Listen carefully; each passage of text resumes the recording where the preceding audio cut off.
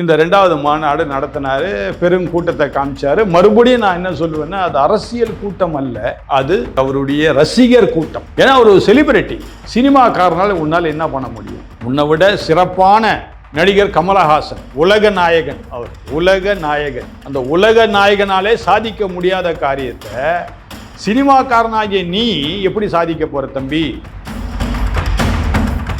மேடையில் நின்றுக்கிட்டு அதுலேயும் ஸ்கிரிப்ட் தான், பார்த்தீங்களா இல்லையான்னு தெரியல. ஒரு பேப்பரை வச்சு அவர் வாசிக்கிறார். கிடுகிடுன்னு என்னமோ வேகமாக பேசிட்டாரு, டப்புன்னு நிறுத்திட்டார். ஒரு 2 நிமிஷம் நிறுத்திட்டார். ஏன்னா அவர் படித்தது ஞாபகம் வரல. திரும்ப ஸ்கிரிப்டை பார்க்குறாரு. புத்தி இல்லாதவன இவன் பேச்சை கேட்டுட்டு வந்துட்டு இருக்கிறான். இவனுடைய ஒரே ஒரு இதுனா இவன் சினிமா படம் ஓடணும், இதுக்காக ரெட் ஜெயண்ட்டை மோதணும், இதுக்கு ஒரு கட்சி வேணும். தமிழக வெற்றி கழகம்னு இவர் வச்சுக்கிட்டாரு பேரை. நீ வெற்றி அடை போறதே இல்லை தம்பி ஜோசப் விஜய். அருமையான காலஞ்சென்ற முதலமைச்சர் ஜெயலலிதா அவங்க இருக்கும்போது இந்த வார்த்தை இவர் சொல்லியிருந்தாருன்னா விஜய்ன்ற ஒருத்தர் இல்லாமே போயிருப்பார். இப்போ பிஜேபி மாதிரி பேசுறது கூட காங்கிரஸ்ல ஆட்களே இல்லைங்க. பேசவே ஆட்கள் யாராவது பேசுறான்னு கேட்டால் யாருமே இல்லை. இதுக்கும் நல்ல பேச்சாளர் தான் அந்த இவர் மாநில தலைவர். அருமையான அண்ணாதுரை அவர்கள் பேசியதுனால தான் இன்னைக்கு டிஎம்கே இருக்குது. அடுத்தது டாக்டர் கலைஞர். இப்போ கூட நான் அவருடைய பேச்சை நான் கேட்டுட்டு தான் இருக்கிறேன். சில நேரங்களில் ரொம்ப போர் அடிச்சுன்னா அவர் பேச்சை கேட்டால் ரொம்ப இனிமையா இருக்கும். தமிழ் அப்படியே செந்தமிழா இருக்கும். கேட்டா தமிழனுக்காக தான் உயிரே கொடுக்குறேன்னு. எந்த தமிழன் வளர்ந்தானே ஒரு தமிழனும் வளரல, அவர் குடும்பம் மட்டும் வளர்ந்துச்சு. அவர் உண்மையாகவே அவர் கட்சி பேர் தான் விடுதலை சிறுத்தை. சிறுத்தை மாதிரியே இல்லை. அவர் டிஎம்கேல ஒரு டம்மியாக உட்காந்துட்டார் அவர் போய். இப்போ இதுல இருந்து என்ன தெரியுதுன்னா, பார்லிமெண்ட் உறுப்பினராக இருப்பதற்காக தான் அவர் அந்த கட்சியில் இருக்கிறார் என்கின்ற ஒரு பெரிய கேள்வி எனக்கு உண்டாரு.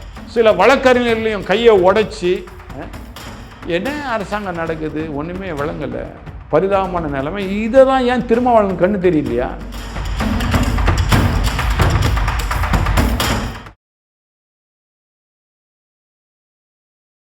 இளைய பாரத நேயர்களுக்கு வணக்கம். இன்னைக்கு நம்ம நேர்காணல நம்ம சிறப்பு விருந்தினர் arch bishop Samuel Gunasekaran sir அவர்கள் தான்.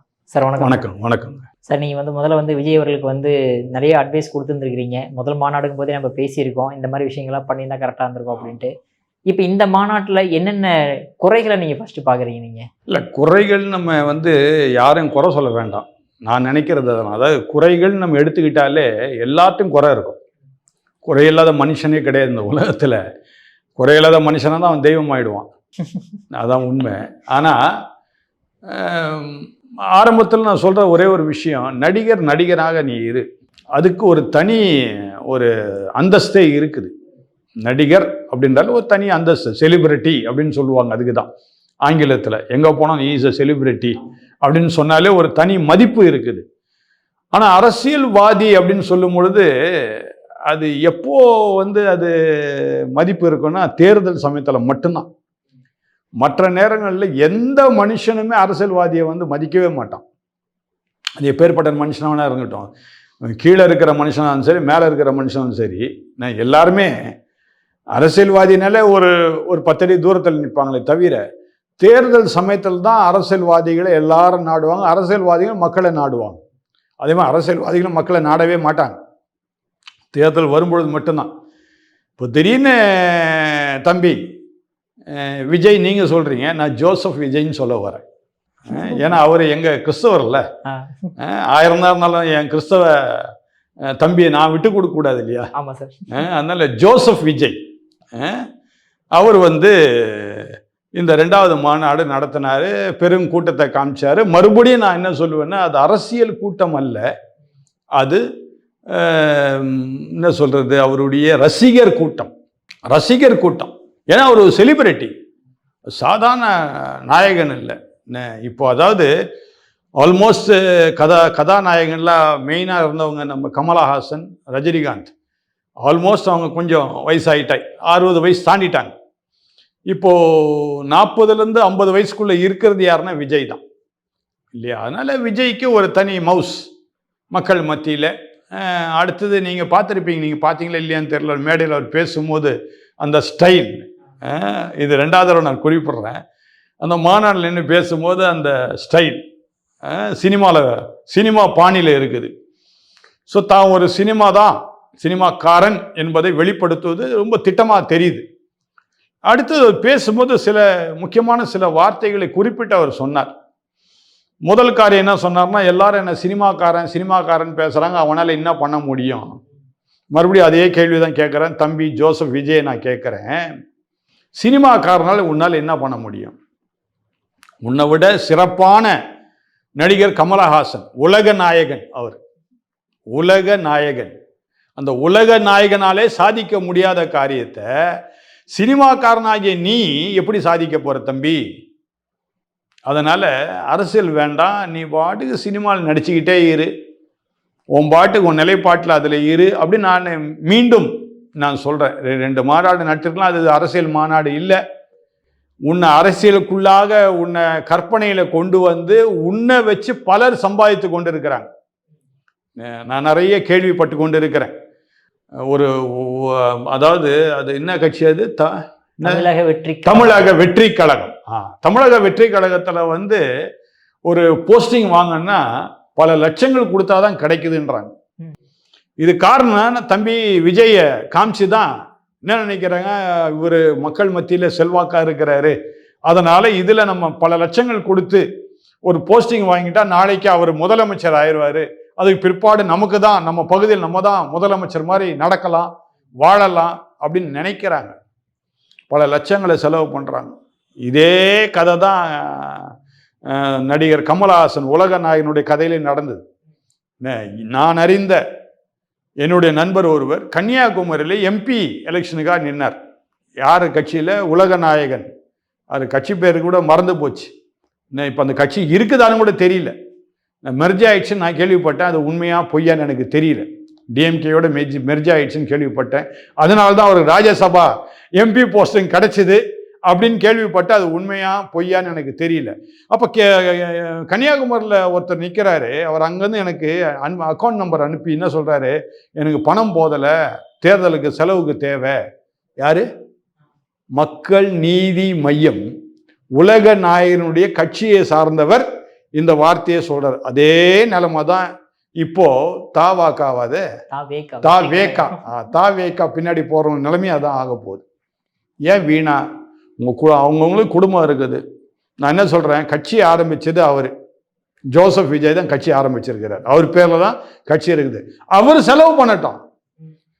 தொண்டர்களாகிய உங்களுக்கு அவர் செலவு பண்ணட்டும். இந்த மேடைகள் இப்போ இந்த மாநாட்டு கூட செலவு பண்ணது வேற யாரோன்னு கேள்விப்பட்டேன். அப்படியா? Okay sir. ஆமா, அவர் செலவு பண்ணலைங்க. யாரோ ஒருத்தர் இதுல இருந்து போனாரு. நம்ம ஆதவர்ஜுனாங்களா? அர்ஜுனா அவர் தான் செலவு பண்ணதாக நான் கேள்விப்பட்டேன். எந்த அளவுக்கு உண்மை பொய்ன்னு எனக்கு தெரியாது. நான் கேள்விப்பட்டதை நான் சொல்றேன். ஆக இவர் பாக்கெட்ல இன்னும் ₹1 போகல. ஜோசப் விஜய் பாக்கெட்ல ₹1 போகல. கட்சிக்காக இன்னும் போகல. ஏதோ ஒரு சிலருக்கு உதவி செய்யறதா கேள்விப்பட்ட, வருஷத்துக்கு ஒரு தடவை உதவி செய்யறாரு.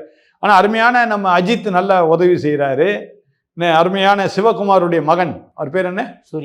சூர்யா. ஒரு அறக்கட்டையிலே வச்சு எத்தனையோ பேரை படிக்க வைக்கிறாரு.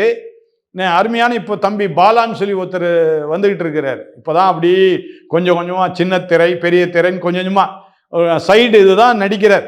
ஒன்றும் மெயினான கதாநாயகனா இன்னும் வரல. ஆனால் அந்த நடிப்பில் வரக்கூடிய பணத்தை வைத்து எத்தனையோ வெள்ளத்தில் பாதிக்கப்பட்ட மக்களுக்கு உதவி செய்திருக்கிறாரு. இருதய ஆப்ரேஷன் பண்ணுற ஒரு குழந்தைக்கு உதவி செய்கிறத நான் கேள்விப்பட்டேன்.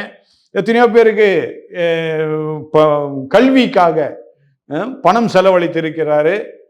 அதுதான் நல்ல ஒரு செலிபிரிட்டி, அதாவது ஒரு நடிகனுடைய பண்பாடு. அதை விட்டுட்டு நீ மேடையில் நின்றுக்கிட்டு அதுலேயும் ஸ்கிரிப்ட் தான். பார்த்தீங்களா இல்லையான்னு தெரியல. ஒரு பேப்பரை வச்சு அவர் வாசிக்கிறார். கிடுகிடுன்னு என்னமோ வேகமாக பேசிட்டாரு, டப்புன்னு நிறுத்திட்டாரு.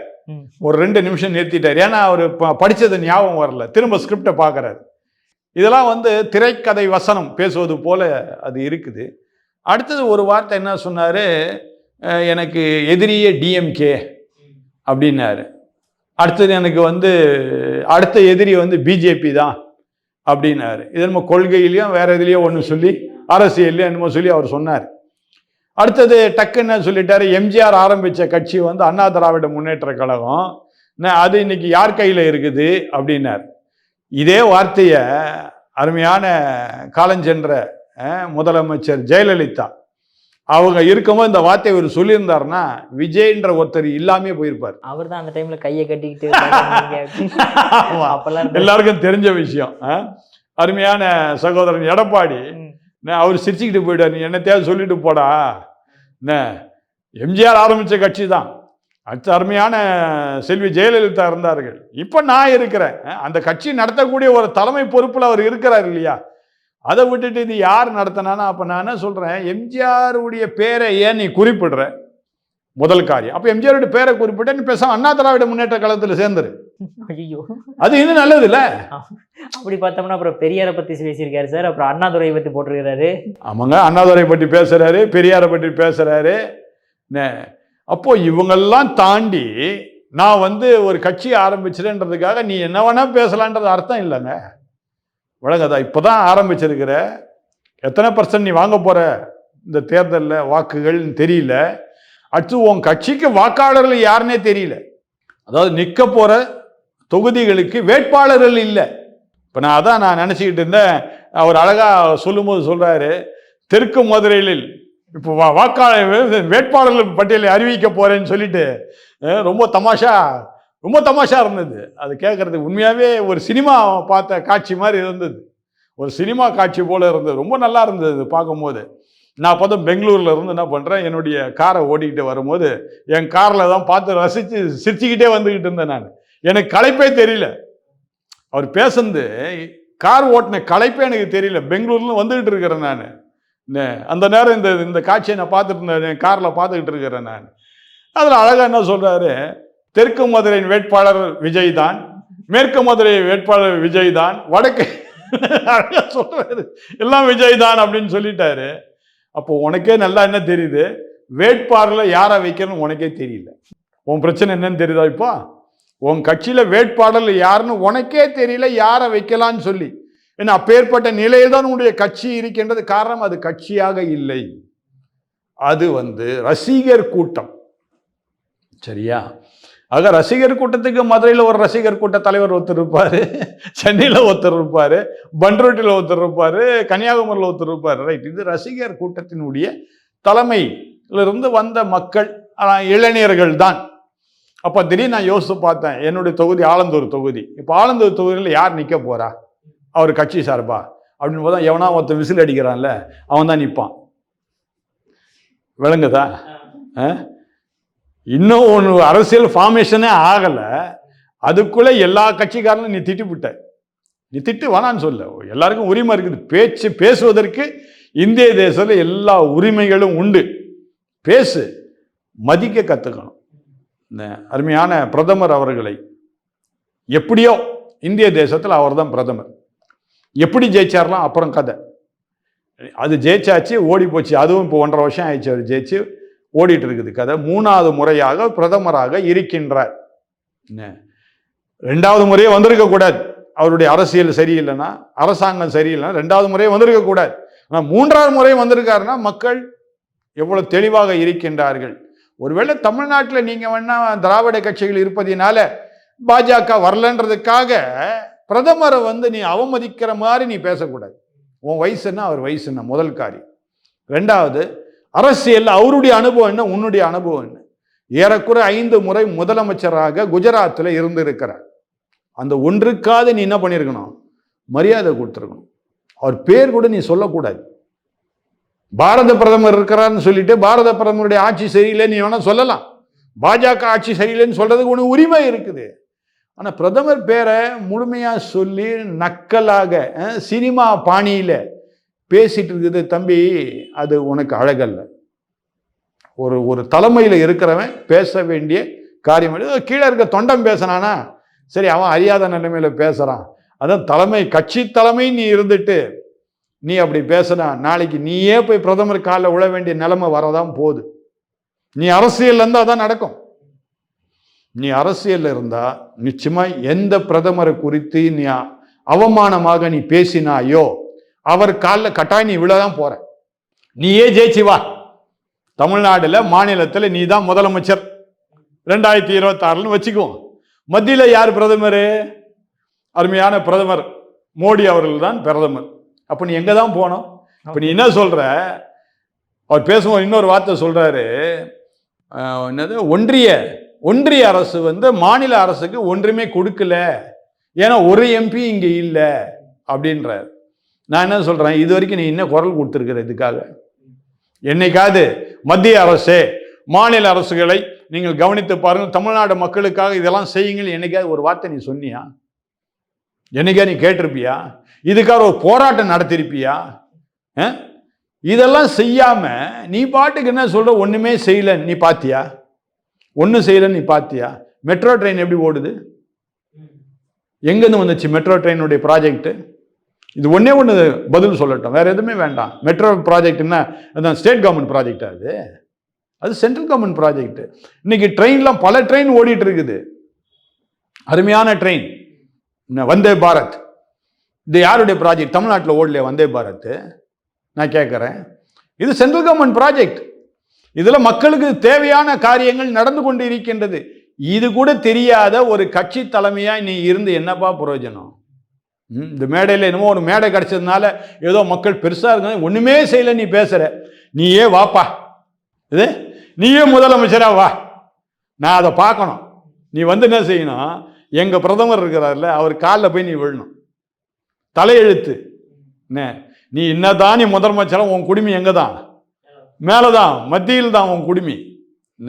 நீயா தன்னிச்சையா உன் வீட்டில் இருக்க பணத்தை கொண்டு கொட்ட போறது கிடையாது நீ மக்களுக்காக. ஏன்னா இப்பவே நீ செய்யல, உன் மாநாடுக்க நீ செய்யல, உன் கூட்டத்துக்கு நீ செய்யல. அந்த கேரவன் ஒன்று காமிச்சாங்க, இவர் போய் அதெல்லாம் தங்கினார். அந்த கேரவன் உன்னுடைய கேரவனா, அதை கூட வேற யாராவது வாடகை எடுத்து கொடுத்தாங்களான்னு தெரியல. எத்தனையோ கோடின்றாங்க, கோடிகள் இருக்காது, அது பொய்யான கருத்து. அது சில லட்சங்கள் இருக்கும். ஆனா அந்த லட்சங்கள் கூட உன் பாக்கெட்ல இருந்து வரலன்னு நான் சொல்ல வரேன். நான் அது யாரோ கொடுத்தது, நீ வந்து தங்கிட்டு போயிட்ட. நீ இதான் உன்னுடைய நிலைமை. இதுல நீ ஏன் மத்திய அரசை பற்றி நீ பேசுற? உன்னால மாநில அரசு டிஎம்கே கூட உன்னால மோத முடியல, உன் படங்கள் ஜெயிக்க முடியல. அதனால என்ன பண்ண, நீ கட்சி ஆரம்பிச்ச. ரெட் ஜாயிண்டோட மோத முடியல. உன்னுடைய நண்பன் தான் உதயநிதி.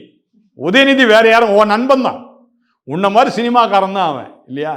அவன்கிட்ட போய் மோது, உனக்கு தைரியம் இல்லைல்ல. அதுக்காக மக்களை திரட்டி ஒரு கட்சி ஆரம்பிச்சு மக்கள் வயிற்றுல அடிக்கிறிய. இப்போ இந்த மாநாடுக்கு வந்தவங்களாம் என்ன உன் செலவுலையா வந்தாங்க? நீ காசு கொடுத்து கூப்பிட்டு வந்தியா? பாவம், அவன் வீட்டு அவன் கூலிக்காரனாக இருப்பான். அன்னைக்கு வேலையெல்லாம் கட் பண்ணிட்டு அவன் வேலை அன்னைக்கு நாளுடைய வேலையெல்லாம் போய் செலவு பண்ணி அவன் குடும்பத்துக்கு சோறு போடாமல் பல ஆயிரங்களை செலவு பண்ணிட்டு இந்த மாநாடுக்கு வந்து இருக்கிறான். புத்தி இல்லாதவனுங்க இவன் பேச்சை கேட்டுட்டு வந்துட்டு இருக்கிறாங்க. இவனுடைய ஒரே ஒரு இதுனா இவன் சினிமா படம் ஓடணும், இதுக்காக ரெட் ஜாயிண்ட்டை மோதணும், இதுக்கு ஒரு கட்சி வேணும். தமிழக வெற்றி கழகம்னு இவர் வச்சுக்கிட்டாரு பேரை. நீ வெற்றி அடைய போறதே இல்லை தம்பி ஜோசப் விஜய். மறுபடியும் உனக்கு வார்னிங் கொடுக்குறேன். நீ கேப்டன், என்னுடைய அண்ணன், நீ சொன்ன இல்லையா? அவருடைய நிலைமை என்ன ஆச்சு? அதே ஜெயலலிதாவை திட்டினவர் தான் கேப்டன். கடைசி அவரோடு கூட இணைந்த பிற்பாடு தான் எதிர்கட்சி தலைவர் ஆக முடிஞ்சது. இன்னைக்கு அதே அண்ணா திராவிட முன்னேற்ற கழகத்தை நீ அவமானமா நீ பேசுற. இப்போ நல்ல ஐடியா கொடுக்குறேன். இப்போ உண்மையா நீ கட்சி நடத்த நீ நினைச்சனா, மரியாதையை போய் அண்ணா திராவிட முன்னேற்ற கழகத்தோடு இணைந்துரு. இணைஞ்சனா ஏதோ ஒரு 2 சீட்டு உனக்கு கிடைக்கும் சட்டசபையில். இல்லைன்னா 2026 ஒண்ணுமே இல்லாமல் போயிடும். அதனால தம்பி விஜய் கொஞ்சம் ஜாக்கிரதையாக பேசணும். ஏதோ மேடை கிடைச்சதுனால சினிமா பாணியில் இப்படி கையை காட்டிட்டு காலை காட்டிட்டு பேசினா அதெல்லாம் சரிப்பட்டு வராது. ஒருவேளை இப்போ கமெண்ட்ல நிறைய பேர் என்னை திட்டுவாங்க. திட்டுறதை பற்றி நான் கவலைப்பட மாட்டேன். ஏன்னா அறிவு உள்ளவன் நான் சொல்றதை புரிந்து கொள்வான். அறிவு இல்லாதவன் தான் என்ன பண்ணுவான், கமெண்ட்ல என்ன திட்டுவான். விளங்குதா? எதுக்கு நான் சொல்றேன், ஒரு அரசியல்னா முதல்ல பழக கற்றுக்கணும். அரசியல்லேருந்து அனுபவத்தை நாம் படித்து கொள்ளணும். அதுக்கு பிற்பாடு அரசியலுக்கு வரணும். ஒரு அரசன் இப்போ ஒன்றும் இல்லை, அவர் ஜெயிச்சிட்டாருன்னு வச்சுங்க, இப்போ எப்படி அரசாங்கம் நடத்த போறாரு? ஒன்று இவரே இறங்கி ஐஏஎஸ் ஆஃபீஸர்லாம் கூப்பிட்டு எல்லாத்தையும் நடத்திடுவாரு. எந்த ஐஏஎஸ் ஆஃபீஸரும் பின்னாடி போவா? விளங்குதா? ஐஏஎஸ் ஆஃபீஸரை எப்படி நடத்தணும் உனக்கு தெரியுமா? முதல்ல இப்போ உனக்கு நான் என்ன சொல்றேன், நீ மக்களுக்காக சேவை செய்ய வந்துட்ட. இப்போவே இத்தனை பாடி கார்டு உனக்கு தேவையா? பார்த்தீங்களா? பிரதமருக்கு இருந்த மாதிரி இருந்தது ஒரு பாடி கார்டு. என்ன வட இந்தியாலாம் கூட்டு வந்த, அப்போ நீ தமிழக மக்களை நீ நம்பலை. விளங்குதா? தமிழக மக்களை நம்பாதனால்தான் வட இந்தியாவிலிருந்து குண்டர்களை நீ அழைத்து கொண்டு வந்திருக்கின்றாய் உன்னுடைய பாதுகாப்புக்காக. அப்ப தமிழக மக்களை நீ நம்பல, உன்னை என்ன செய்திட போறாங்க? புரியுது, கூட்ட நெரிசல்ல ஒருவேளை எல்லாரும் வந்து இது பண்ணுவாங்கன்னு. ஏன் உன்னுடைய தொண்டர்களை வச்சே நீ பண்ண? இதுக்காக வட இந்தியாவிலேருந்து ஒரு ஒரு ஒரு செட் செக்யூரிட்டி கார்ட்ஸ் கூட்டு வரணுமா? என்னங்க இது? யார் வீட்டு பணம்? அந்த பணத்தை ஏழை எளிய மக்களுக்கு கொடு. நான் மறுபடியும் சொல்றேன், ஒரு மாவட்டத்தை எடுத்துக்கோ, அந்த மாவட்டத்தில் மக்களுக்கு உதவி செய், அவங்களுடைய அன்றாட தேவைகள் என்னன்னு சொல்லி பாரு. நான் எல்லா தேவையும் சந்தித்து பாரு, இந்த மாவட்டத்தில் நீ தான் ஜெயிப்ப, வேற யாரும் ஜெயிக்க முடியாது. எப்பேற்பட்ட கட்சி இருந்தாலும் ஜெயிக்க முடியாது. இதுக்கு செலவு பண்ண காசை நீ ஏறக்குறைய ஒரு 20 மாவட்டத்துக்கு நீ செலவு பண்ணியிருந்திருக்கலாம். இந்த மாநாட்டுக்கு செலவு பண்ண காசு 20 மாவட்டத்துக்கு செலவு பண்ணியிருந்தா, அந்த மக்களுக்கு செலவு பண்ணியிருந்தா 20 எம்எல்ஏக்கள் உன் சட்டசபையில் உட்கார்ந்துருப்பாங்க வர தேர்தலில். இது வரைக்கும் மக்களுக்காக என்ன செய்தாய்? இந்த பார்த்து கொண்டிருக்கின்ற அருமையான தமிழக வெற்றி கழக நண்பர்களுக்கு நான் சொல்றேன், உங்களுடைய கட்சி தலைவர் மக்களுக்காக என்ன செய்தார் தயவுசு கமெண்ட்ல போடுங்க. உடனே ஆட்சிக்கு வந்த உடனே எல்லாமே செய்வார். எல்லாரும் சொல்றது அதுதானேங்க. அடுத்த ஆட்சி நீங்க எங்களுக்கு வாக்கு கொடுத்தீங்கன்னா நாங்க வந்து எல்லாம் செய்வோம். 4.5 வருஷம் ஆச்சு, இது வரைக்கும் ஒண்ணுமே செய்யல. இதுக்கும் பழைய கட்சி திமுக கட்சி, அங்கேயே ஒன்றும் செய்யாதவங்க இப்போ புதுசாக வந்து நீங்கள் எதாவது செய்ய போறீங்களா? அரசாங்கம்னா என்னன்னே தெரியாது உங்களுக்கு. உங்களுக்கு தெரிஞ்சதெல்லாம் சினிமா மட்டும்தான். அதனால தம்பி ஜோசப் விஜய், கொஞ்சம் மறுபடியும் ஒரு ஆலோசனையை சொல்றேன். அதாவது மனிதர்களோடு கூட இணைந்து வாழ்ந்தால்தான் வெற்றி அடைய முடியும். தன்னிச்சையாக நான் நிற்பேன், நான் ஜெயிப்பேன், நான் முதலமைச்சராவேன் என்கின்றது ஒரு கனவுதான் தவிர அது நனவாகாது. அதனால முதல்ல ஏதாவது ஒரு கட்சியோடு இணைந்து, நல்லது ஆரம்பிச்சிட்டீங்க, ரொம்ப சந்தோஷம். ஒரு அண்ணா திராவிட முன்னேற்ற கூட்டணி கட்சியோட கூட இணைந்து அட்லீஸ்ட் ஒரு 10 சீட்டில் ஜெயிக்கிறதுக்கு வழியை பாருங்க. அப்போதான் அரசியல் என்கின்ற இந்த அந்த நம்ம தேர்தல் கமிஷன் மூலமாக உங்கள் கட்சிக்கு அங்கீகாரம் கிடைக்கும். இல்லை அங்கீகாரமே கிடைக்காம போயிட போகுது, ஜாக்கிரதை. புரியுது சார். ஆனால் நிறைய பக்கம் ட்விட்டரில் பார்த்தோம் அப்படின்னா வந்து இவர் கிறிஸ்டியன் மிஷினரிஸ் கைக்கூலியாக வேலை பார்த்துக்கிட்டு இருக்காரு, அதனால தான் வந்து ஹிந்து பண்டிகைகளுக்கு வாழ்த்து சொல்ல மாட்டேங்கிறார், ஹிந்துக்குள்ள மதிப்பு கொடுக்க மாட்டேங்கிறாரு அப்படின்ற மாதிரி ஒரு வாதம் வைக்கப்படுது சார். இது எந்த அளவுக்கு உண்மை சார்? அது இல்லை, இது ஒரு பொய்யான கருத்து, அதை நான் ஏற்றுக்கொள்ள மாட்டேன். ஏன்னா இன்னைக்கு வெளிநாட்டிலேருந்து கிறிஸ்தவர்களுக்கு எந்த பணமும் வரல. காரணம்னா இந்தியர்களே இன்னைக்கு நல்ல பணம் சம்பாதிக்க ஆரம்பிச்சிட்டாங்க. இந்தியர்கள்ட்ட நல்ல பணம் வருது. இந்திய சமுதாய மக்களே இப்போ நல்ல கிறிஸ்தவ இயக்கங்களுக்கு கொடுக்க ஆரம்பிச்சிட்டாங்க. வெளிநாட்டை நம்பி இப்போ இல்லை. இப்போ நான் எத்தனையோ 27 வெளிநாட்டுக்கு நான் இன்சார்ஜ், சரிங்களா? 27 நாட்டுக்கு நான் போயிட்டு வந்துட்டு இருக்கிறேன். எந்த வெளிநாட்டில் இருந்தால் எனக்கு இப்போ பணம் வர்றதில்லை. ஏன் ஒரு உண்மையை சொன்னால் நீங்களே ஆச்சரியப்படுவீங்க. லண்டனில் போனால் அங்கே என்னுடைய பிஷப் ஒருத்தர் இருக்கிறாரு. நான் போனாலும் அவர் சொல்லுவார், சரவணா இது இருக்கு இல்லையா, ஹோட்டல் சரவண பவன், ஹோட்டல் சரவண பவன் லண்டனில் இருக்குது. ஆமாம் சார், எல்லாம் all over the world branch இருக்கு. சரவண பவன் ஹோட்டல் லண்டனில் இருக்குது. அவர் என்ன பண்ணுவார், எனக்கு ஒரு நல்ல ஃபில்டர் காஃபி வாங்கி கொடு அங்கே அப்படின்வார். எனக்கு கீழே இருக்கிறவர் அவர், சரியா? இப்போ நான் அவருடைய நாட்டுக்கு போயிருக்கிறேன், யார் பணம் கொடுக்கணும்? அவர் தானே கொடுக்கணும். உன் நாட்டுக்கு நான் வந்திருக்கிறேன், அதுவும் என் கீழே இருக்கிற ஒரு பேராயர் பிஷப்பு, அவர் தானே பணம் கொடுக்கணும், நான் தான் பணம் கொடுப்பாங்க. இப்போ இதில் யார் பணக்காரன்? இந்தியன் தான் பணக்காரன், லண்டன்காரன் கிடையாது. அவன் லண்டன்காரன் இருந்தாள், வெள்ளைக்காரர், அவர் பணக்காரர் கிடையாது, நான் தான் பணக்காரன். நான் தானே அவர் காஃபி வாங்கி கொடுத்துருக்கிறேன். புரியுதுங்களா? அதே மாதிரி அமெரிக்கா தேசம் போனேன், அங்கே போன சமயத்தில் நான் தான் செலவு பண்ணேன், அவங்க செலவு பண்ணல. அது அந்த காலங்கள்லாம் முடிஞ்சு போச்சுங்க. கடந்த எனக்கு தெரிஞ்ச ஒரு 10 வருஷ காலமாக நம்ம இந்தியா மாதிரி ஒரு அருமையான ஒரு நாடு, அதாவது பணத்திலும் மேன்மையாக நம்முடைய நாடு இருக்கின்றது. இதற்கு காரணம் அருமையான பிரதமர் மோடி அவர்களை நான் வாழ்த்துகின்றேன். உண்மையாகவே நான் பெருமை கொள்கின்றேன். இதற்காக தான் பிஜேபியை நான் சப்போர்ட் பண்றேன். ஏன்னா ஒரு மேன்மையான நாடாக நம்முடைய நாட்டை கொண்டு வந்துட்டாங்க.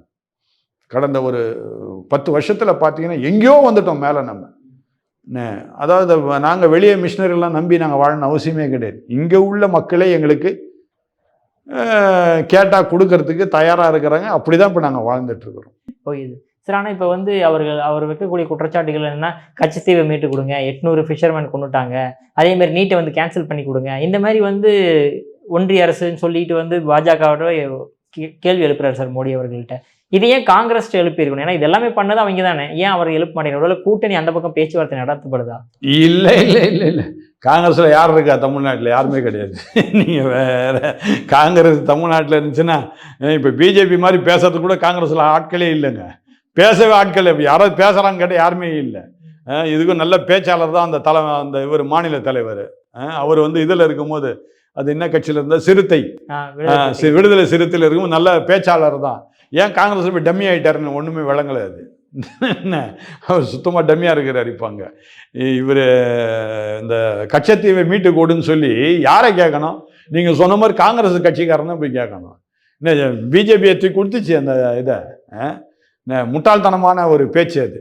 சரி, கச்சத்தீவை நீ மீட்டு கொடுன்னு சொல்ல, நான் மீட்டு கொடுக்கின்றேன், எனக்கு வாக்குகள் கொடுங்கன்னு சொல்ல, அது சொல்ல முடியல. 800 மீனவர்கள் மேலே கைது பண்ணி விட்டார்கள், நான் மீட்பேன். ஏன் உன்ட பணம் இல்லையா? இப்போதான் நீ அரசியல் கட்சி ஆரம்பிச்சிட்டியே, பேச்சுவார்த்தை நடத்து, ஸ்ரீலங்கா கவர்மெண்டோட பேச்சுவார்த்தை நடத்து, அவங்கள்ட்ட போய் சொல்லு. தில்லு இருக்குதா அவனுக்கு சொல்கிறதுக்கு? தைரியம் இருக்குதா? போய் அந்த ஜனாதிபதி போய் மீட் பண்ணி, எங்கள் தமிழர்களுங்க அவங்களாம் 800 மீனவர்கள் மேலே நீ வழக்கு போட்டிருக்க, பொய்யான வழக்கு போட்டிருக்கிற, அந்த வழக்கெல்லாம் வாபஸ் வாங்கி அவங்களெல்லாம் நீ விடுதலை பண்ணு, அவங்கள மீன் பிடிக்க இடம் கொடு, இப்போ கேளு. ஏன் தைரியம் இல்லை? அப்புறம் நீ என்ன கட்சி தலைவன்? நீ என்ன மக்களுக்கு என்ன செய்ய போற? மேடையில் 1000 பேசலாம். எங்கள் மனைவி கூட சொன்னாங்க, ரொம்ப அருமையாக பேசுகிறார் அவர். ஆமாம்மா, பேச்சாளர் தான். நான் சினிமாவில் பேசி பழக்கம் இல்லை, பேச தானே செய்வார். யார் பேசலை? அருமையான அண்ணாதுரை அவர்கள் பேசியதுனால தான் இன்னைக்கு டிஎம்கே இருக்குது. அடுத்தது டாக்டர் கலைஞர். இப்போ கூட நான் அவருடைய பேச்சை நான் கேட்டுட்டு தான் இருக்கிறேன். என்ன, சில நேரங்களில் ரொம்ப போர் அடிச்சுன்னா அவர் பேச்சை கேட்டால் ரொம்ப இனிமையாக இருக்கும். தமிழ் அப்படியே செந்தமிழாக இருக்கும். கேட்டால் தமிழனுக்காக தான் உயிரே கொடுக்குறேன்னு வேறு. எந்த தமிழன் வளர்ந்தானே, ஒரு தமிழனும் வளரல, அவர் குடும்பம் மட்டும் வளர்ந்துச்சு. எத்தனையோ ஜெனரேஷனுக்கு இன்னைக்கு சொத்து சேர்த்து வச்சுட்டு போயிட்டார் டாக்டர் கலைஞர். ரைட்டு, அவர்களெல்லாம் விடையா இவர் அதிகமாக பேசிட்டாரு. புரியுதுங்களா? ஆக பேச்சு திறமை இருப்பதினாலே நீ அரசியல் நடத்தலாம் என்று நினைத்தால் அது முடியாத காரியம். நம்முடைய தமிழக மக்கள் ஒன்றும் முட்டாள்கள் அல்ல, அறிவாளிகள். இப்போவே அவங்க தான் ஓட்டு போட்டாங்க டிஎம்கேக்கு. இப்போ நிறைய மக்கள் அவங்களே பேச ஆரம்பிச்சிட்டாங்க, டிஎம்கே ஒன்றுமே செய்யல நமக்கு. இப்போ உடனே கெடுகெடுன்னு ஏதோ பஸ் எல்லாம் வருது, நிறைய அறிவிப்புலாம் வருது, பெண்களுக்கு அதை செய்கிறேன் இதை செய்கிறேன் அப்படின்னு நிறைய அறிவிப்புகள் வருது. சுகாதாரத்துறையில் என்னமோ நான் ஹாஸ்பிட்டல் கட்டிட்டேன். நான் சேலஞ்ச் பண்ணுறேங்க, நீங்கள் இப்போ போங்க, குரோம்பேட்டில் ஜிஹெச் இருக்குது, கவர்மெண்ட் ஹாஸ்பிட்டல், இப்போ அது காலி ஆயிடுச்சு. நான் எனக்கு எங்கள் சர்ச்சில் சார்ந்தவருக்கு கால் உடஞ்சிடுச்சுங்க, அதுக்காக அந்த ஜிஹெச்சுக்கு போனேன். அப்போ அவங்க சொல்கிறாங்க, இல்லைங்க இந்த பழைய ஜிஹெச்சை முடிஞ்சு புது ஜிஹெச்சில் தான் நாங்கள் வச்சுருக்கிறோம், எல்லாம் அங்கே தான் இருப்பார், அங்கே போய் பாருங்க. நாங்கள் புது பில்டிங் கட்டியாச்சுங்க, அங்கே போனால் அங்கேயும் அவர் இல்லை. அப்புறம் அவருக்கு நான் கைபேசியில் தொடர்பு கொண்டா, எங்கெங்க நீங்கள் இருக்கிறீங்கன்னா பாலாஜி ஹாஸ்பிட்டலில் இருக்கிறேன்னாரு. ஏங்க பாலாஜி ஹாஸ்பிட்டலில்? இல்லை புது பில்டிங் போக சொன்னாங்க ஐயா, அங்கே போனால் எக்யூப்மெண்ட்ஸே கிடையாது, டாக்டர்ஸே வர்றது கிடையாது, சரியா இன்னும் ரெடி ஆகலை, ஆனால் பில்டிங் மட்டும் தான் கட்டி பெருசாக போர்டு போட்டாங்க ஐயா, யாரும் இங்கே ட்ரீட்மெண்ட்டை கொடுக்க மாட்டாங்க, அதனால் நீங்கள் பாலாஜி ஹாஸ்பிட்டல் போங்கன்னு சொல்லிட்டாங்க. நிலைமையை பார்த்தீங்களா? என்னன்னு கேட்டால் இப்போ தான் 1 மாதத்துக்கு முன்னாடி அவங்க தான் சொன்னாங்க, சுகாதாரத்துறையில் நாங்கள் மேன்மை அடைந்து விட்டோம், மக்களுக்காக சுகாதாரம் நாங்கள் வீடு தேடி வருமா. வீடு தேடி என்ன வந்துச்சு? அடிபட்டு கால் உடஞ்சி கிடக்குறான், உன்னால் அங்கே ஒரு ஊசி கூட போடலங்க, செப்டிக் ஊசி கூட போடலங்க அந்த கவர்மெண்ட் ஹாஸ்பிட்டலில். செப்டிக் ஆயிடுச்சுங்க அவருக்கு, அதனால ஆப்ரேஷன் பண்ண முடியல, இன்னும் அவரை வெயிட் பண்ண வச்சிருக்கிறாங்க. போய் வேணா போய் பாருங்க, போய் சொன்னா இப்படி ஒரு பேஷண்ட் இருக்காரா இல்லையா, வந்தாரா இல்லையா, அந்த மாதிரி செப்டிக்காக இன்னும் ஆப்ரேஷன் பண்ண முடியலங்க அவருக்கு, 2ஆ உடஞ்சிச்சு கால். அப்போ இந்த அளவு இருக்கு சுகாதாரத்துறை அமைச்சர் சைதாப்பேட்டில் உட்கார்ந்து கொண்டு என்ன வேடிக்கை பார்த்து கொண்டிருக்கின்றான்னு தெரியல. அவருக்கு முதலமைச்சர் ஸ்டாலின் பின்னாடி போகிறதுக்கு நேரம் சரியா இருக்குது, அவர் எங்க மக்கள் பின்னாடி போகிறார். ரொம்ப வருத்தமான காரியங்க இதெல்லாம். ரொம்ப, அதாவது நான் கூட ரொம்ப பெருமையா டிஎம்கே ஜெயிச்ச ஒன்று ஆரம்பத்தில் எப்படியும் இவங்க 10 வருஷ காலம் ஒன்றுமே இடமே இல்லாமல் இருந்த காலத்தில் வந்தாங்களே, அதனால திரும்ப இவங்க நல்லா செய்வாங்க அப்படின்னு சொல்லி ரொம்ப ஆவலாக காத்திருந்தேன். அப்படியே மண்ணள்ளி போட்டாங்க. அதான் எங்களுடைய ஆர்வத்தில் மண்ணள்ளி போட்டாங்க. அத்தனை மக்களும் இதை சொல்லி கொண்டு இருக்கிறாங்க. சிறுபான்மையினுடைய வாக்குகளும் இந்த முறை திராவிட முன்னேற்ற கழகத்துக்கு நிச்சயமாக கிடைக்காது. புரியுது சார். ஆனால் ஒரு பக்கம் அதிமுகவினர், அதாவது எடப்பாடி பழனிசாமி அவர்கள் மிகப்பெரிய ஒரு எழுச்சி பயணம் பண்ணிக்கிட்டு இருக்காரு. அதனால மாற்றங்கள் வருமா? நிச்சயமாக வருங்க, நிச்சயமாக வரும். அருமையான எடப்பாடி இப்போ அதாவது ஒரு 4 வருஷமா அமைதியாக இருந்தார். ஆனால் இப்போ கொஞ்சம் பேச ஆரம்பிச்சிருக்கிறாரு. ரொம்ப சந்தோஷம் எனக்கு. சொல்ல சொல்ல விஜய் அவர்களுக்கும் பதிலடி கொடுக்குறாரு. ஆமாம், உண்மையாகவே அவர் நல்லா செய்துட்டு இருக்கிறார். நானும் இப்போ பெங்களூர்லேருந்து வந்துக்கிட்டு இருந்தேன். இப்போ 3 நாட்கள் முன்பதாக ஒசூரில் பார்த்தேன் எவ்வளோ கூட்டம் இருந்துச்சுன்னு. அடுத்து வேலூரில், நேற்றைக்கு நான் வரும்போது காஞ்சிபுரம், இந்த வாலாஜாபாத் அங்கெல்லாம் சரியான கூட்டம் இருந்ததை நான் பார்த்தேன். நான் வரும் வழியில் நான் இதெல்லாம் பார்த்தேன். நான் உண்மையாகவே அடுத்த ஆட்சி அவங்க தான். அதோடு கூட அருமையான பாஜகவும் கூட இருப்பது குறித்து மிகவும் சந்தோஷம் அடைகின்றேன். சார், அடுத்ததாக இப்போ ரொம்ப சர்ச்சைக்குரியான விஷயம் என்ன அப்படின்னா, திருமாவளவன் அவர்கள் அதாவது நிரந்தர பணி கொடுக்கணும் அப்படின்னு ஒரு பக்கம் சொன்னார்.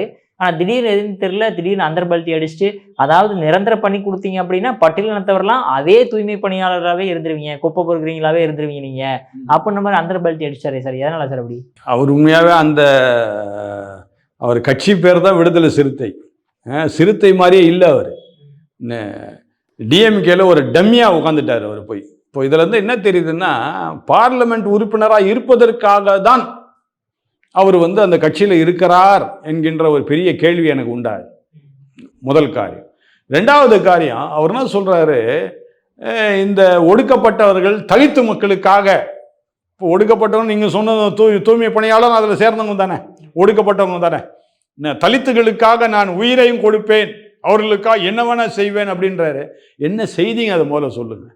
இப்போ நீங்களே கேட்டீங்க ஒரு கேள்வி, தூய்மை பணியாளர் நிரந்தரப்படுத்தக்கூடாது, நிரந்தரப்படுத்தி தான் சரிப்பட்டு வராதுன்னு சொல்கிறாரு. நீங்களே சொல்கிறீங்க. அப்போ என்றைக்கு தான் அவங்க கவர்மெண்ட்டுடைய ஒரு ஒரு ஒரு பென்ஷனோ கவர்மெண்ட்டுடைய சம்பளமோ என்றைக்கு வாங்க போகிறாங்க? இப்போ கான்ட்ராக்டில் இருந்தால் ஒரு வருஷம் கான்ட்ராக்டர் இருக்கும். திரும்ப அடுத்த கான்ட்ராக்டர் அவர்களுக்கே திரும்ப வேலை கொடுப்பார்களா இல்லையான்னு தெரியாது.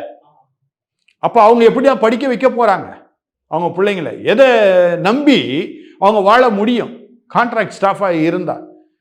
அதை சிந்தனை பண்ணவே இல்லையே அவர். அப்புறம் என்ன ஒடுக்கப்பட்டவர்களுக்காக, தலித்து மக்களுக்காக நான் இருக்கிறேன், சிறுபான்மையினர் மக்களுக்காக இருக்கிறேன்னா என்ன இருக்கிறேன் நீ? அடுத்த பேச்சாளர் அவர் சிறப்பாக பேசுவார். பட் என்ன செய்தி இது வரைக்கும்? ஒன்றும் இல்லைங்க, தென்னிந்திய திருச்சபைன்னு இருக்குதுங்க. அதில் இப்போ பேராயர்லாம் புதுசாக போட்டாங்க. அந்த தென்னிந்திய திருச்சபையில் இருக்க தலைவர்கள்லாம் இவருடைய பேச்சை கேட்குறாங்க.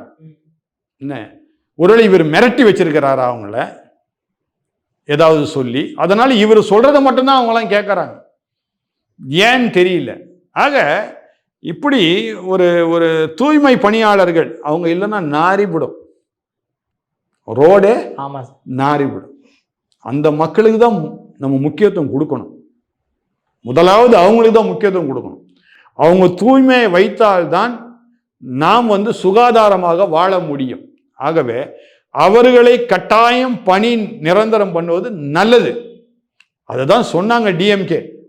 திமுக அவங்களுடைய பட்டியலில் ஒன் ஆஃப் த பட்டியல் வாக்கு கொடுத்தது, தேர்தலுக்கு முன்பதாக கொடுத்த இதுன்னா உங்களெல்லாம் நாங்கள் நிரந்தரமாக்குவோம் அப்படின்னு சொன்னாங்க. அதை தானே அவங்க கேட்டாங்க. நீங்கள் நாங்கள் சொல்வதை செய்வோம் அப்படின்னு நீங்கள் சொல்கிறீங்க.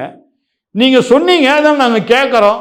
அவங்கள போய் அடித்து, அவங்கள போய் அவங்களுக்காக பேசின சில வழக்கறிஞர்களையும் கையை உடைச்சி, என்ன அரசாங்கம் நடக்குது ஒன்றுமே விளங்கலை, பரிதாபமான நிலைமை. இதை தான் ஏன் திருமாவளவன் கண்ணு தெரியலையா? ஆனால் எனக்கு ஒரு பெரிய ஒரு சந்தேகம் இருக்குதுங்க. திருமாவளவன் சீக்கிரமாக திமுக விட்டு வெளியே வந்துட்டு அண்ணா திராவிட முன்னேற்ற கழகத்தோடு இணைவார். இந்த 2026 தேர்தலில் கூட்டணி அப்படி அமையும் நிச்சயமாக நான் நம்புகிறேங்க. அது நிச்சயமாக நடக்கும் பாருங்கள். அது திமுக விட்டு வந்துட்டு அண்ணா திராவிட முன்னேற்ற கூட்டணியில் நிச்சயமாக சேருவார் அவர். நிச்சயமாக அது நடக்கும். நீங்கள் வேணா பாருங்கள், வெயிட் பண்ணி பார்ப்போம் சார் 2026 என்ன பண்ண போகிறாங்கன்னு. உங்கள் பொண்ணான திளைய பாரதம் ஒதுக்குனதுக்கு மிக நன்றிங்க.